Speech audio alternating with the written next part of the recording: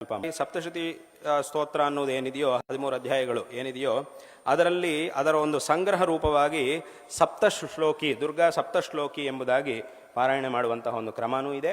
ಆದ್ದರಿಂದ ಅದು ಅದರದೇ ಒಂದು ಸಂಕ್ಷಿಪ್ತವಾದಂತಹ ಒಂದು ವಿಷಯ.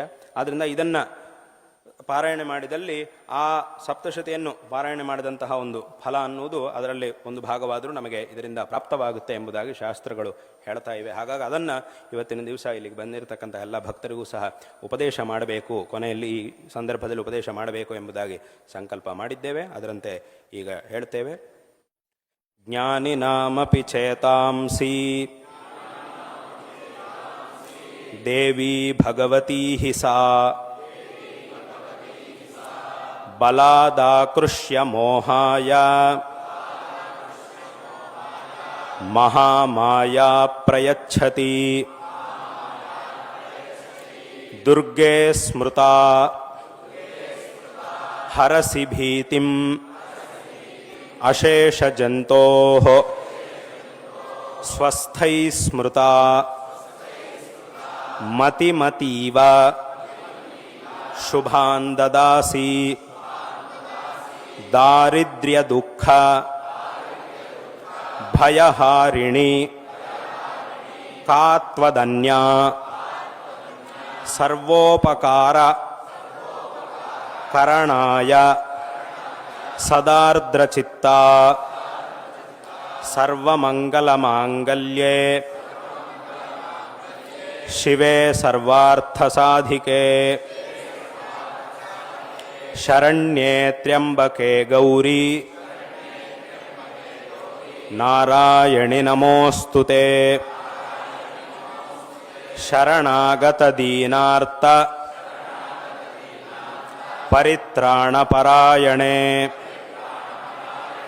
ಸರ್ವಸ್ಯಾರ್ತಿ ಹರೇ ದೇವಿ ನಾರಾಯಣಿ ನಮೋಸ್ತುತೆ ಸರ್ವಸ್ವರೂಪೇ ಸರ್ವೇಶೇ ಸರ್ವಶಕ್ತಿ ಸಮನ್ವಿತೆ ಭಯೇಭ್ಯಸ್ತ್ರಾಹಿ ನೋ ದೇವಿ ದುರ್ಗೆ ದೇವಿ ನಮೋಸ್ತುತೆ ರೋಗಾನಶೇಷಾನ್ ಅಪಹಂಸಿ ತುಷ್ಟಾ ರುಷ್ಟಾ ತು ಕಾಮಾನ್ ಸಕಲಾನ್ ಅಭೀಷ್ಟಾನ್ ತ್ವಾಮಾಶ್ರಿತಾನಾಂ ನ ವಿಪನ್ನರಾಣಾಂ ತ್ವಾಮಾಶ್ರಿತಾ ಹಿ ಆಶ್ರಯತಾಂ ಪ್ರಯಾಂತಿ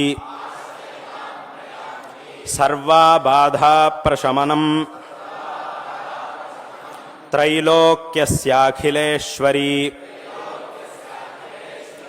ಏವಮೇವ ತ್ವಯಾ ಕಾರ್ಯಂ ಅಸ್ಮದ್ವೈರಿವಿನಾಶನಂ.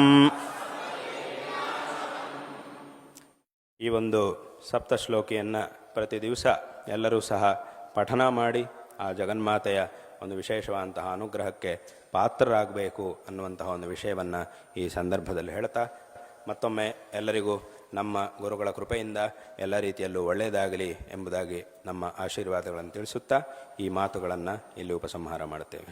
ಹರ ನಮಃ ಪಾರ್ವತೀಪತಯೇ ಹರ ಹರ ಮಹಾದೇವ.